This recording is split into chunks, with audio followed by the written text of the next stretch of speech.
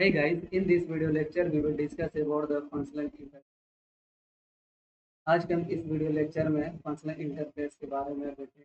Functional interface क्या होता है, फंक्शनल इंटरफेस की जरूरत क्यों पड़ी जावा में, ठीक है। तो without wasting any time let's get started.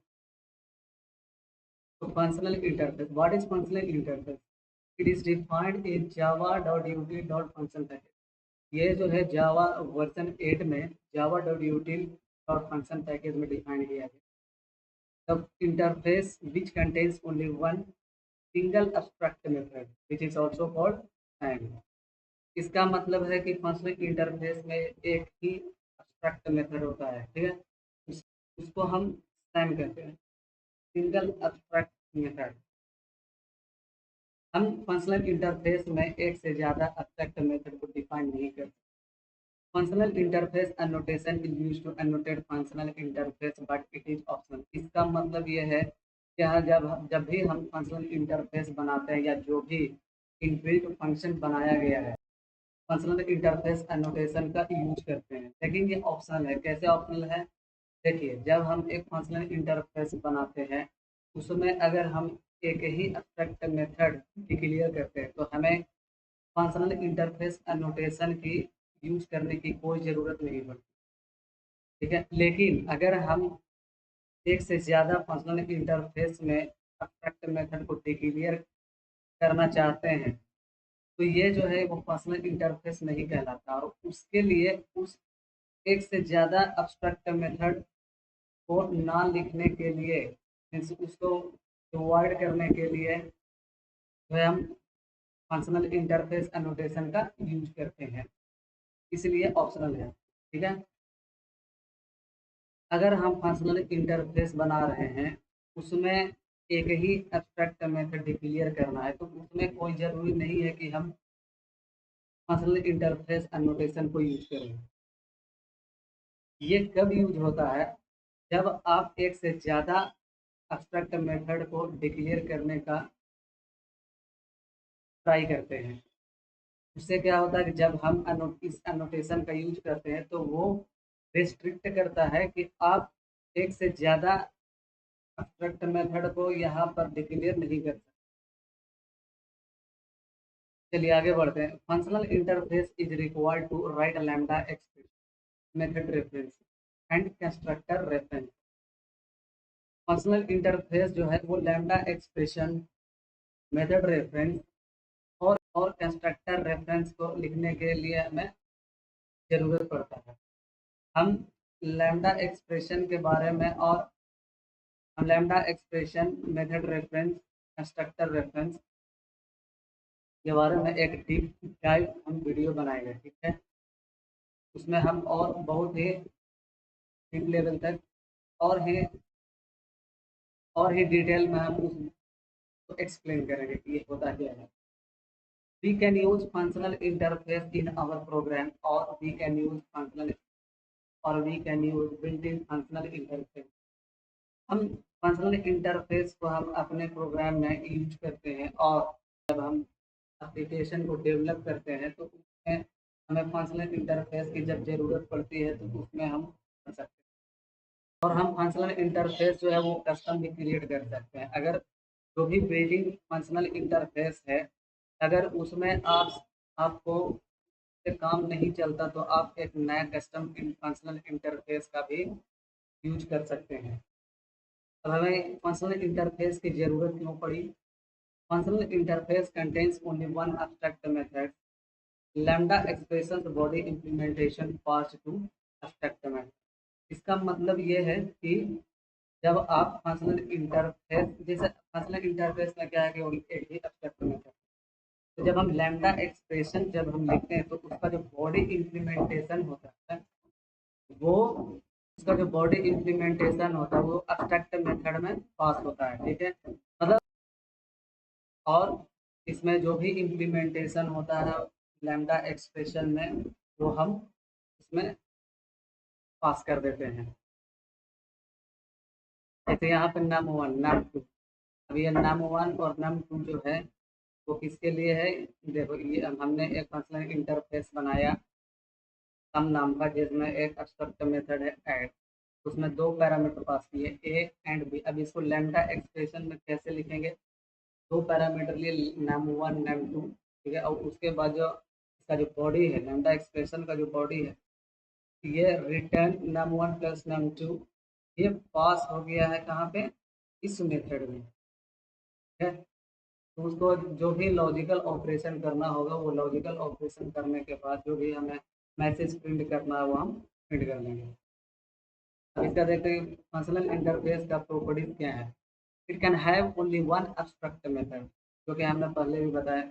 It can have multiple default method, मतलब इसमें हम कई सारे, मतलब मल्टीपल डिफ़ॉल्ट मेथड क्रिएट कर सकते हैं, मल्टीपल स्टैटिक मेथड भी क्रिएट कर सकते हैं, private method, private static method, ये सारी चीज़ें हम लोग जो है फंक्शनल इंटरफेस में क्लियर कर सकते हैं। लेकिन एब्स्ट्रैक्ट मेथड जो है वो सिर्फ एक ही होना चाहिए,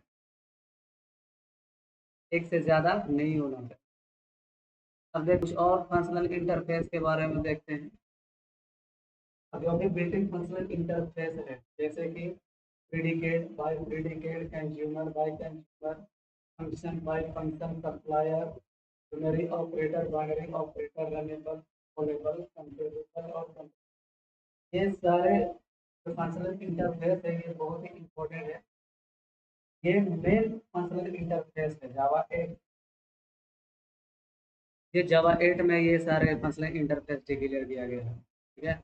और ये जो है वो रनेबल, कॉलेबल, कंपेरेटर और ये पहले ये जावा 8 से पहले एक इंटरफेस था, लेकिन वो फंक्शनल इंटरफेस जो बनाया गया है वो जावा 8 में ही बनाया गया है।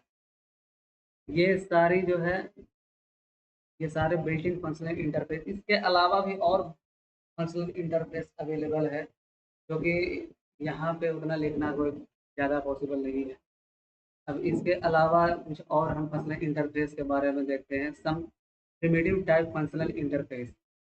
अब प्रिमिटिव टाइप फंक्शनल इंटरफेस जो है, ये जो भी मेन फंक्शनल इंटरफेस है उसके जो भी प्रिमिटिव डेटा टाइप्स होता है उससे रिलेटेड फंक्शनल इंटरफेस बनाया गया है। जैसे कि यहाँ पे int predicate, long predicate, double predicate, ये सारे जो है वो फंक्शनल इंटरफेस है किसका? प्रेडिकेट का। अब इसमें देखते हैं कि ये करता क्या है। Accept int predicate, accept input value of int type and return value, मतलब एक इनपुट टाइप लेता है इंट टाइप, और बुलियन वैल्यू जो है वो रिटर्न करता है, ठीक है।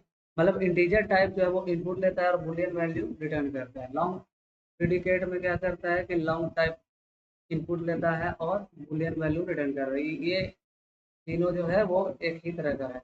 जैसे डबल प्रेडिकेट भी उसका भी सेम है, सिर्फ डेटा टाइप का डिफरेंस है। जैसे इसमें लॉन्ग इंट प्रेडिकेट में इंट वैल्यू इनपुट लिया, लॉन्ग प्रेडिकेट में long value, long data type input लिया, और डबल में डबल टाइप लिया। देखते कंज्यूमर में भी 6 फंक्शनल इंटरफेस डिफाइन किया गया, जैसे int consumer, long consumer, double consumer, object int consumer, object long consumer, object double consumer, ये सारे जो है वो फंक्शनल इंटरफेस है। फिर प्रिमिटिव टाइप फंक्शनल इंटरफेस है, ठीक है। जैसे फंक्शन के लिए 15 है, सप्लायर का भी 4 है। तो ये इन सारे फंक्शनल इंटरफेस को हम एक एक करके स्टेप बाय स्टेप हम प्रैक्टिकल एग्जांपल के साथ देखेंगे, ताकि किसी भी तरह का डाउट ना हो। अगर आपको पास डाउट होता है तो आप कमेंट सेक्शन में कमेंट करके हमसे आप पूछ सकते हैं, जल्द से जल्द उसका हम आंसर करेंगे, ठीक है। Why do we need primitive type functional interface? अब हमें प्रिमिटिव टाइप फंक्शनल इंटरफेस की ज़रूरत क्यों पड़ी? जैसे जावा 8 से पहले जैसे एक ऑटो बॉक्सिंग का कॉन्सेप्ट आता है, ऑटो बॉक्सिंग और ऑटो अनबॉक्सिंग, है ना। तो ऑटो बॉक्सिंग क्या? Why do we need primitive type functional interface? Generally, when we pass primitive values to normal functional interface like predicate function, etc., then these primitive values will be converted into object type. Which leads to performance issue. देखिए होता क्या है कि जब हम एक programme लिखते हैं फंक्शनल इंटरफेस का और उसमें जब हम प्रिमिटिव डेटा टाइप पास कराते हैं इन सारे फंक्शनल इंटरफेस जैसे प्रेडिकेट हो गया, फंक्शन हो गया और कंज्यूमर हो गया, सप्लायर हो गया, इन सारे फंक्शनल इंटरफेस में जब हम प्रिमिटिव वैल्यूज़ को पास करते हैं तो ये प्रिमिटिव वैल्यू जो है वो ऑब्जेक्ट में कन्वर्ट होता है। इसे ऑटो बॉक्सिंग कहते हैं और इसका इसीलिए जो है परफॉर्मेंस इशू क्रिएट करता है। अब परफॉर्मेंस इशू क्रिएट करेगा तो जैसे कि आप एक लार्ज एप्लीकेशन बनाएँ तो उसको जो है वो आगे जा कर के वो सही से काम नहीं कर पाता, है ना? तो इसीलिए ये एक सबसे बड़ा एक ये प्रॉब्लम है। जैसा ऑटो बॉक्सिंग क्या है? Automatic conversion from primitive type two object type by the compiler is called auto boxing. जैसे प्रिमिटिव टाइप से ऑब्जेक्ट टाइप में कन्वर्जन जो होता है उसको हम ऑटो बॉक्सिंग कहते हैं। ये जो प्रोसेस होता है के द्वारा होता है तो जावा कंपाइलर के द्वारा होता है। ठीक है,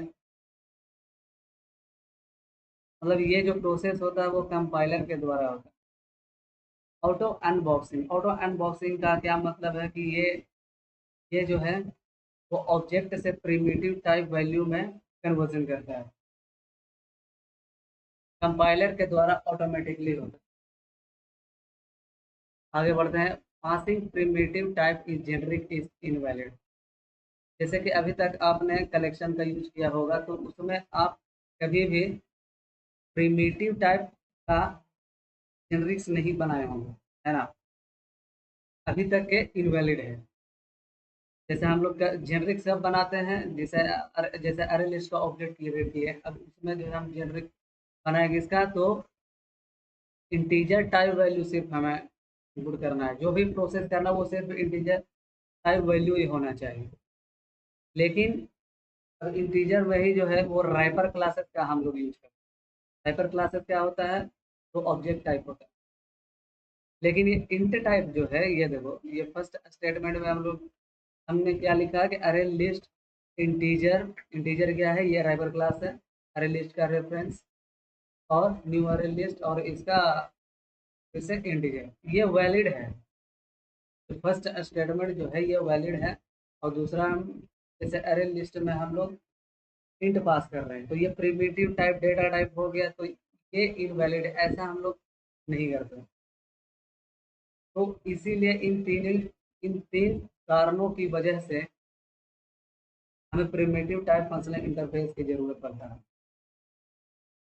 जैसे कि हम यहाँ पे एक एग्जांपल शो किए हैं, यहाँ पे देखो इसका है एक एरे लिए है इंट टाइप का जो कि प्रिमिटिव टाइप है। अब इसका जो प्रिडिकेट फंक्शनल इंटरफेस है हम उसका यूज करके हम फाइंड करेंगे कि इसमें जो एलिमेंट्स है वो इवन है या नहीं, और है तो कौन कौन से है। तो हमने प्रिडिकेट लिया, प्रिडिकेट का रेफरेंस वेरिएबल लिया और यहाँ पे देखो ये हम लोग int primitive type data type नहीं लिखे, यहाँ पर रैपर क्लासेस का यूज किया गया है क्योंकि ये ऑब्जेक्ट टाइप। अब एक लैम्डा एक्सप्रेशन लिखा है किस लिए? इवन वैल्यू को फिल्टर करने के लिए। ठीक है, अब यहाँ पे एक लूप लगाएं। अब यहाँ पे देखो कन्वर्जन कहाँ पर हो रहा है? जैसे हम लोग एरे क्रिएट किए हैं प्रिमिटिव टाइप का, लेकिन हम लोग काम किस में कर रहे हैं? कि ऑब्जेक्ट टाइप का। फिर से ये देखो फोर लूप में क्या है? फिर हमने प्रिमिटिव डेटा टाइप लिए है तो इसका मतलब क्या है कि 3 से 4 बार जो है वो primitive to object and object to primitive type का कन्वर्जन हो रहा है। तो इससे क्या होता है कि इससे परफॉर्मेंस में बहुत बड़ी प्रॉब्लम होता है और इतने सारे कन्वर्जन वजह प्रिमिटिव टू ऑब्जेक्ट और object to primitive data type इस ये क्या करता है कि इसी के कारण जो है वो परफॉर्मेंस इशू आता है। इन्हीं को दूर करने के लिए हमें प्रिमिटिव टाइप फंक्शन इंटरफेस की जरूरत पड़ती है। हम इसका एग्जांपल और हम आगे आने वाले वीडियो में देखेंगे एक एक चीज करके, एक एक स्टेप में जो भी डाउट्स होगी वो हमें क्लियर हो जाएगा। कहाँ पे कौन सा यूज करना है, कहाँ पे कौन सा इंटरफेस यूज करना है, कैसे हम लोग से काम करेंगे, वो सारी चीज़ें हम लोग देखेंगे। ठीक है। I hope you enjoyed this video and please like and share button and don't forget to subscribe this channel. Okay, thank you.